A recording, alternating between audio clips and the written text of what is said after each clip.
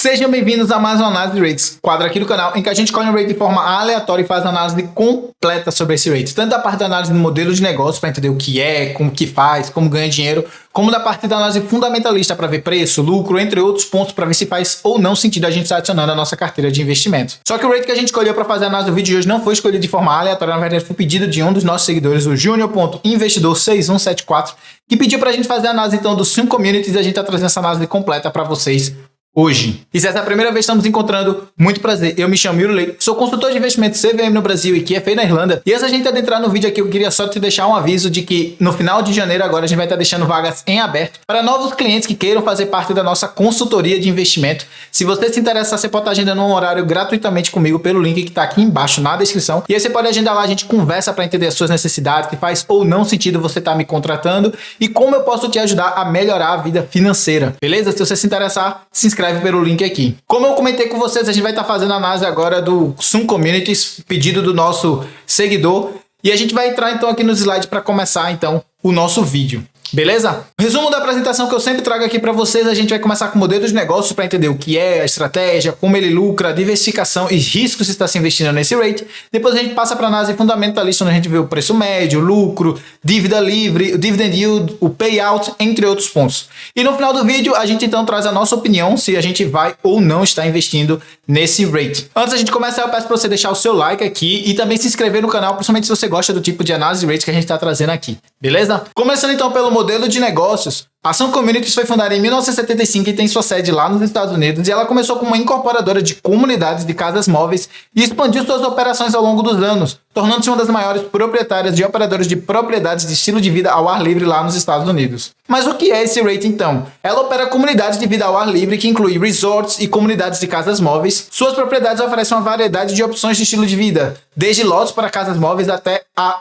chalés. A empresa também oferece uma ampla gama de amenidades e serviços para seus residentes, como clubes sociais, piscinas, instalações esportivas e serviços de manutenção. Além de tudo isso, ele também opera uma questão de marina que a gente vai mostrar agora, porque eles são divididos em 3 partes. Eles têm as Sun Communities, eles têm a Sun Outdoors e a Safe Harbor. A Sun Community é a comunidade realmente de casas, de propriedades que são manufaturadas por eles, que eles constroem as casas, que é como se fosse um tipo de parque mesmo, com um monte de casas junto, se vocês podem ver aqui nas fotos, e aí eles vão alugando essas casas para as pessoas, e as pessoas vão pagando por isso, entre outros serviços que eles acrescem junto com o valor da casa. Na parte de outdoor, eles têm a parte de piscina, de golfe, de parque. Eles são muito diversificados em termos de serviços que eles oferecem, mas isso é além da parte da comunidade, além da parte das casas que eles oferecem. E eles têm um terceiro ponto também, que é a parte de marina, que é onde você consegue aportar o seu barco ou sua canoa, enfim, o que é que seja, na parte do mar, dos rios e entre outros tipos e formas de água que você pode ter barco rodando. E eles fazem esses locais, eles dominam esses locais e você vai pagando um aluguel para poder usar aquele espaço.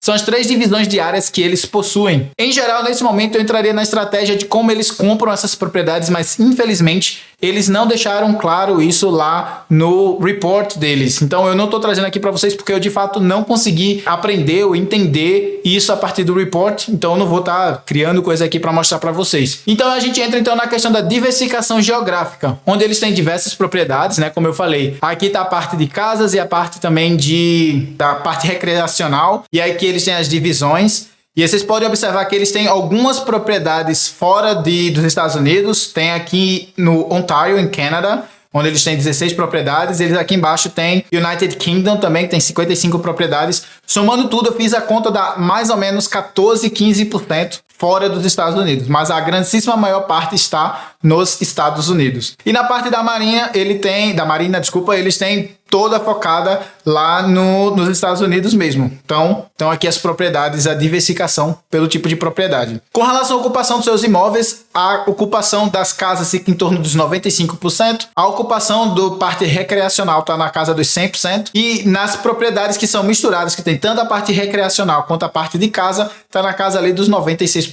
Então eles têm uma ocupação bem alta. Outra coisa que eu senti falta lá no report foi de trazer quando que estaria expirando os contratos de cada um desses aluguéis que eles não trouxeram, beleza? Então vamos lá, passando então para a parte do ESG. Eles têm vários programas relacionadas à parte meio ambiente, à parte social e à parte governamental. Inclusive, eu estava lendo lá, eles têm diversos méritos, diversas licenças, um monte de coisa. Isso aqui é só um resumo dos principais highlights aqui que eles trouxeram para 2022. E aí eu estou trazendo aqui para vocês.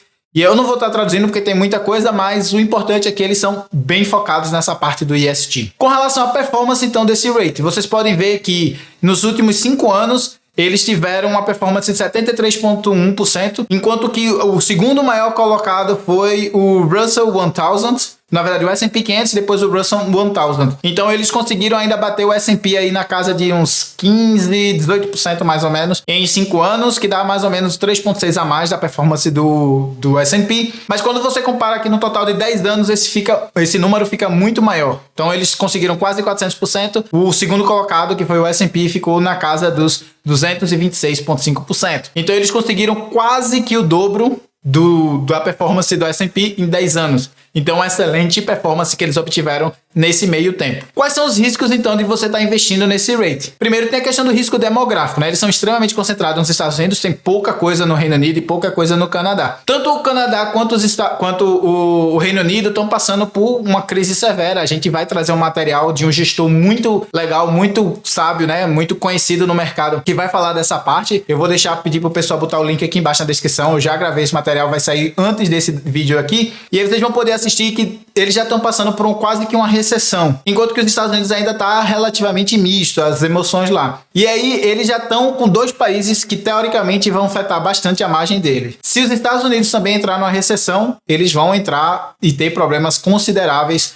com relação a recebimento pelos inquilinos, pelos seus imóveis. Eles também têm risco de flutuações no mercado imobiliário, que é a casa se valorizar ou se desvalorizar, a marinha se valorizar ou desvalorizar os espaços. E aí pode ser que, uma vez que a gente entre no período de taxa de juros altos por muito tempo, o mercado, né, meio que castigue as propriedades residenciais e elas acabem baixando o seu preço. Isso vai trazer uma redução do seu valor de mercado. Também tem risco de inadimplência dos inquilinos, né? Como eu falei, principalmente num período de recessão, se de fato acontecer, de se concretizar, pode ser que eles tenham e eles sofram bastante por conta das rendas, de as pessoas não conseguirem pagar pelo valor dos aluguéis. Ele também tem o risco de intensificação da concorrência, onde outras pessoas podem entrar lá e acabar trazendo mais concorrência, o que abaixa o preço dos aluguéis. 2 pontos que eu destaquei aqui que são mais importantes do que os outros 4 é a troca de 9 diretores em 2022. A gente viu a performance nos últimos 10 anos, isso foi até 2022. De 2022, no caso até o final de 2022. No fim de 2022, eles anunciaram que 2023 estaria trocando esses 9 diretores, estava tendo a votação. Inclusive eu li lá 113 páginas, se me falo a memória, 120 páginas, alguma coisa desse gênero. E eles estavam falando sobre a questão dos diretores que parecem ser bons, mas que não estão comprovados ainda dentro da empresa. E pode ser que acabe atrapalhando a performance, ou então acabe trazendo uma performance ruim por não conseguir, né, gerenciar direito mediante a tudo que vai acontecer, as incertezas que vão acontecendo. E tem o risco da taxa de juros, né, que aumenta a questão da dívida. E eu sempre trago aqui para vocês esse aumento da questão da taxa de juros, mas dessa vez a gente conseguiu trazer um exemplo concreto, eu já vou mostrar para vocês. A dívida do rate já está aqui, ó, detalhado, 2023, 2024, 2025. A maior parte está depois de 2027, então não é um problema tão considerável assim. Agora, com relação ao aumento da taxa de juros, perceba que onde eu coloquei uma seta, que é o aumento da questão de quanto eles estão pagando do serviço da dívida. E se vocês verem, né, nos 9 meses de 2023, que foi quando eu peguei essa foto aqui, eles tinham aumentado de 151,5 lá de 30 de setembro de 2022 até 30 de setembro de 2023, que estavam pagando 228,5 milhões.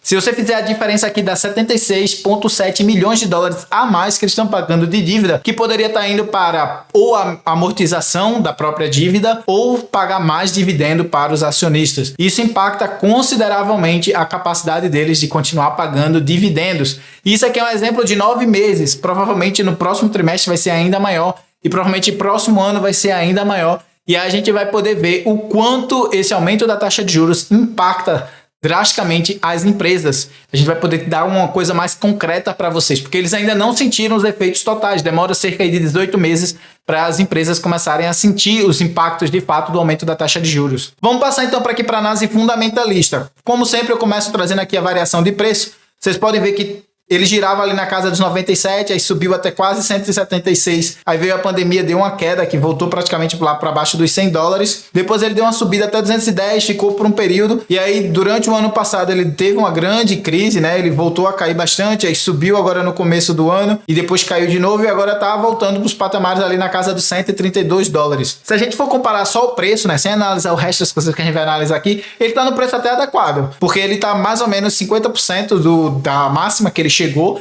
então ele tá com uma correção legal, e ele é um rate legal, apesar dos pesares, a gente vai analisar aqui, ele é um rate bom, então em questões de preço, só o preço, ele valeria a pena. Mas aí quando a gente olha a parte do preço sobre o lucro, né? A gente pode ver que, na média, eles ficam ali na casa dos 57,97, que é muito alto. E hoje eles estão na casa dos 72,47, que é mais ou menos 25% acima da média. E percebam que essa média é puxada muito para baixo por conta desse valor aqui de 730 negativo que eles tiveram lá em 2011. Então, a gente poderia esperar que se esse evento não tivesse acontecido, a média seria mais alta. E eles estariam sendo negociados no valor mais ou menos ali na mesma coisa, 72,47, o que a diferença não seria tão grande assim. Mas se a gente for considerar em termos matemáticos, isso representa praticamente 60 anos que eles têm que ficar rodando somente para pagar o valor que você investiu hoje. Então o preço sobre o lucro está bastante elevado. E aí o preço sobre lucro, a gente leva duas partes aqui em consideração, o preço e o lucro. O preço a gente viu que caiu, uma correção de praticamente 50%, o que significaria dizer que o lucro não está subindo muito, porque se o lucro estiver subindo, esse valor estaria caindo. E a gente vê aqui na questão justamente do lucro do rate que ele vem, esse laranja aqui é o lucro livre, ele até subiu um pouco, mas ele ainda está bem abaixo. Por quê? Porque os custos deles, eles conseguem ganhar uma receita muito grande, mas os custos deles ainda são bastante elevados. E aí a gente entra na parte de alavancagem do rate. Vocês podem ver que a dívida para o valor total da empresa, ela gira ali abaixo dos 30%, que é bom, mas quando a gente vai olhar a dívida livre em relação ao EBITDA, né, que é o quanto eles conseguem ganhar antes de pagar juros, interest, né, o taxas, amortização e outras coisas, eles estão na casa de 6 vezes. Então eles estão com um net debt sobre EBITDA muito alto. A gente já fala aqui que nesse período de taxa de juros altas, esse valor aqui já corrói bastante o poder da empresa de continuar mantendo as suas margens, né? Como a gente viu, eles já estão pagando quase 77 milhões de dólares somente em taxas de juros a mais. E aí, se a gente for olhar, né, a relação entre o EBITDA e os juros, eles estão com 5,2, ou seja, eles estão conseguindo ficar com praticamente 80% de tudo que eles lucram, 20% é para pagar juros, mais ou menos essa relação. Então, boa parte do que eles lucram, né, 20% mais ou menos, está indo para juros. Então, há uma relação relativamente alta. E a gente ainda na parte de alavancagem, perceba que eles conseguiram comprar diversas propriedades nesses últimos anos. Aqui tem uma lista de todas as propriedades que foram sendo compradas desde 2018 até 2022. E são valores muito altos. Perceba que no total aqui são 7 bilhões de dólares, que estão sendo comprados em todos esses tipos de propriedades. Então, parte dessa dívida deles é muito alta porque eles estão investindo bastante em crescer. O que em um período de taxa baixa é ótimo, é excelente. Eles conseguiram se expandir consideravelmente. Mas nesse momento de taxa de juros alta, não é exatamente o melhor cenário, não é o melhor momento, porque agora a dívida, como a gente viu, corrói muito a taxa do que ele vai ter que pagar da dívida, corrói muito o seu poder de fazer coisas com aquele lucro que ele recebe. Olhando então a questão do dividend yield e do payout rate, percebam que o annual dividend per share cresceu em média de 5,5% no ano. O que significa que uma pessoa que estava segurando ali desde 2018 ganhava 2,84, hoje está ganhando 3,52, teve de fato um aumento, mas a gente viu também que se não tivesse os juros, eles teriam conseguido pagar muito mais. Yuri, mas vamos ponderar aqui, eles já estão conseguindo crescer. E mesmo assim estão pagando as dívidas, isso é um problema? É, porque eles estão se endividando para poder fazer esses dois ao mesmo tempo. A gente viu que a dívida deles estão crescentes, né? Subiu, está praticamente 30% em relação ao valor, está praticamente 6% em relação ao EBITDA. Tudo isso é porque eles estão tentando pagar dividend yield crescentes e ao mesmo tempo pagar esses juros da dívida. E, em minha humilde opinião, eles deveriam primeiro focar em amortizar um pouco essa dívida e depois voltariam a pagar os dividends yields, né, os dividendos para os acionistas. E com relação ao FFO, né, que é o Funds from Operation, é o caixa livre que está ficando, ele ficou bem crescente e inclusive em 2021 e 2022 ele cresceu significativamente. E aí, na verdade, eu não consegui achar uma relação aqui para ele ter crescido tanto assim nesses anos desses de 21 e 22. Talvez eles tenham vendido algum tipo de casa e aí acabou sobrando um pouco mais de dinheiro, ele fez movimentação dentro do portfólio, mas não deixava claro também no report agora de 2022, então eu não sei explicar exatamente o porquê. Talvez seja também que as propriedades que eles foram comprando,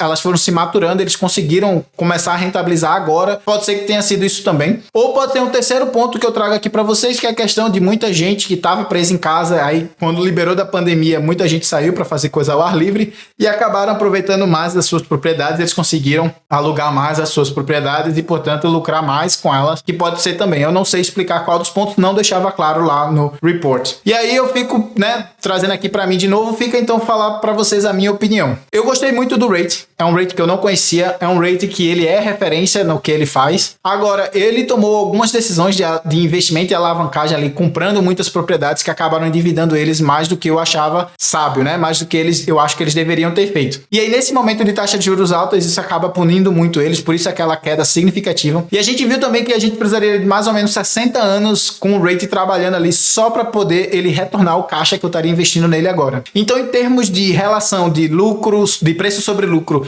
e em termos das análises fundamentalistas que eu fiz aqui, eu não acho que esse rate é uma boa jogada para quem está querendo investir agora. Eu acho que ele está caro. Se ele vier a ter uma correção feita, eu acho que vai ter, porque na minha humilde opinião, os Estados Unidos devem sim entrar numa recessão, e eu já estou falando isso aqui há algum tempo. Deve entrar numa recessão que deve afetar o poder de consumo, e aí ele deve cair um pouco. E aí, se ele cair um pouco, pode ser que seja uma excelente oportunidade para a gente começar a investir nele, porque ele de fato não é um rate ruim. Ele é um rate que eu achei, inclusive, muito bom. E aí, só para trazer aqui para vocês, que essa opinião minha aqui da questão do mercado imobiliário, ela é meio que backed, tem uma pessoa, um gestor profissional que eu trouxe uma análise completa aqui no canal no meio do ano, que ele falava justamente dessa parte. Eu vou mostrar aqui para vocês essa thumbnail aqui para quem quiser assistir. Eu vou pedir pro pessoal colocar o link aqui embaixo na descrição, onde ele fala justamente sobre essa questão do mercado imobiliário e também das questões que pode ter em queda de preço e que pode acabar afetando a economia lá dos Estados Unidos. E eu concordo com a visão dele, porque eu acho que, de fato, os Estados Unidos está relativamente caro. Eu acho que a economia lá não está tão sólida feito está se parecendo. E aí, obviamente, isso afeta a minha tomada de decisão entre decidir um rate ou não. Mas pode ser que não afete a sua. E aí eu aproveito para perguntar qual é a sua opinião. Você gostou ou não desse rate? Deixa aqui embaixo nos comentários que eu quero muito saber a sua opinião. Eu vou ficando por aqui. Agradeço a presença de todos vocês. Peço que, se você gostou do vídeo, não se esqueça de deixar aquele seu like para dar aquele suporte pra gente aqui no canal, de conseguir crescer e chegar em cada vez mais pessoas. E também de se inscrever aqui no canal caso você goste desse tipo de conteúdo da análise de rates ou outros conteúdos que a gente traz aqui de gestão financeira, de investimentos, de economia no exterior, entre outros pontos que a gente está sempre trazendo por aqui. Beleza? Vou ficando por aqui. Um forte abraço. Lembro que deixei vários links para vídeos aqui embaixo na descrição, caso você se interesse. Ou se não, você pode estar assistindo esse que está aí na tela, que foi escolhido especialmente para você.